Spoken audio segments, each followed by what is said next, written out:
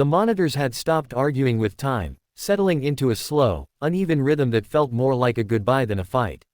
Blood soaked through the sheets beneath the motionless body of the Navy SEAL sniper, and the trauma bay smelled of antiseptic and metal in the quiet panic no one wanted to name.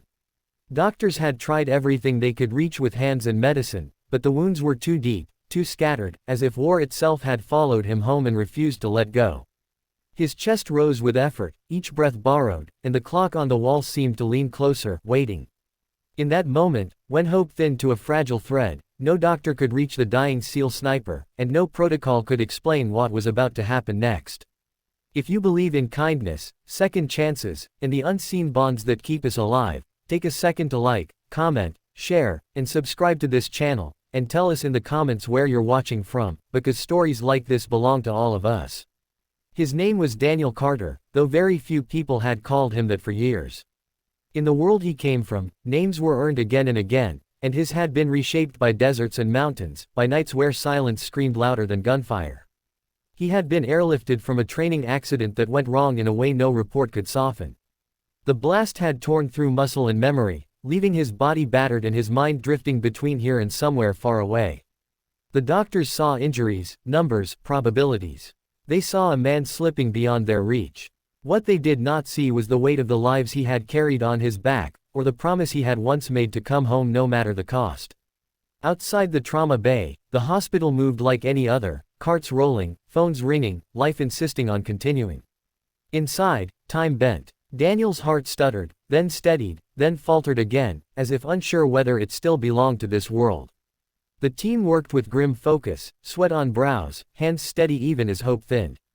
They spoke in measured tones about options that were running out, about damage too extensive to reverse. It was not failure that filled the room, but helplessness, the kind that settles when skill meets a wall it cannot climb. That was when Emily Rhodes passed the doorway. She was a nurse who had learned to read the air of a room before she read charts, a quiet observer who noticed the way suffering left fingerprints everywhere.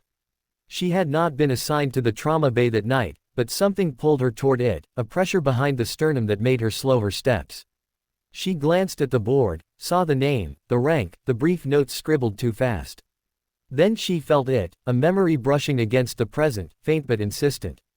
Emily had grown up near a base, the kind of town where uniforms blended into the landscape and goodbyes were a language children learned early. Years ago, she had volunteered at a rehabilitation center for wounded veterans, helping with long nights when pain felt endless and sleep felt impossible. She remembered sitting beside a young sniper once, a man who refused to speak but responded to one thing, a call sign spoken softly when nightmares dragged him under. It was a strange thing to remember now, but the feeling would not leave her. She stepped closer, watching Daniel's face, the way his brow tightened even as consciousness slipped. The monitors told one story, but his body told another. His lips moved, barely, and though no sound came, the shape of the words stirred something in her chest. She leaned in, not as a nurse following orders, but as a human listening for a heartbeat beneath the noise. The call sign surfaced in her mind like a flare in the dark, something she had not thought of in years yet knew was right. No one asked her to speak. No one told her not to. She simply did, letting the call sign roll from her mouth with the weight of understanding behind it, not loud, not urgent, but steady, the way it had been used in moments when lives balanced on a knife edge. The effect was subtle at first, a change so small it could have been dismissed as coincidence. Then Daniel's breathing shifted, deeper, more deliberate. His fingers twitched, not in reflex but in response, as if a part of him had heard and decided to answer.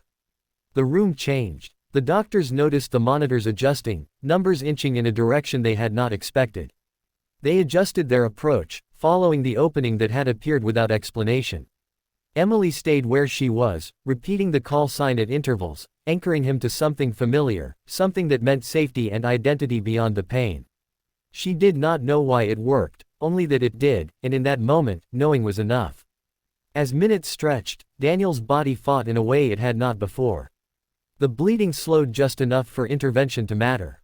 His heart steadied, not strong, but present, insisting on one more chance. The team moved with renewed purpose, not hopeful exactly, but no longer resigned.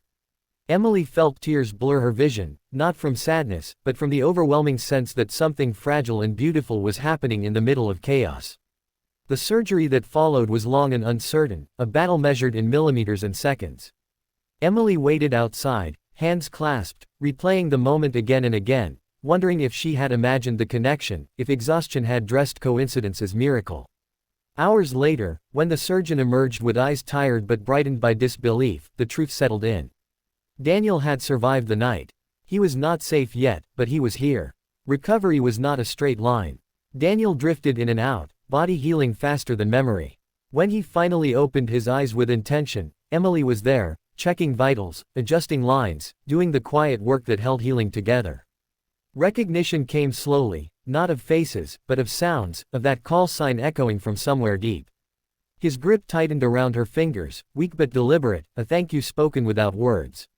In the weeks that followed, Daniel learned what had happened in fragments, piecing together the story of a night he could not fully remember.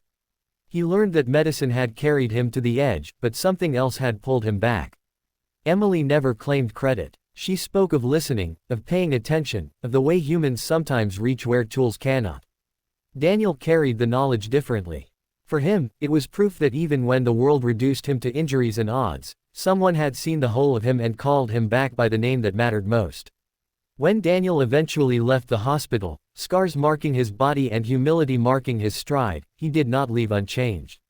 He volunteered, spoke quietly to others learning to live again, reminding them that being reached did not always look the way they expected.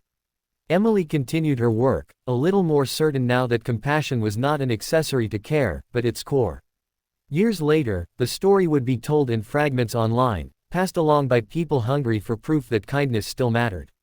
If this story reached you, if it stirred something in your chest or reminded you of someone you refused to give up on, please take a moment to like, comment, and share this video, because engagement is how stories like this keep breathing.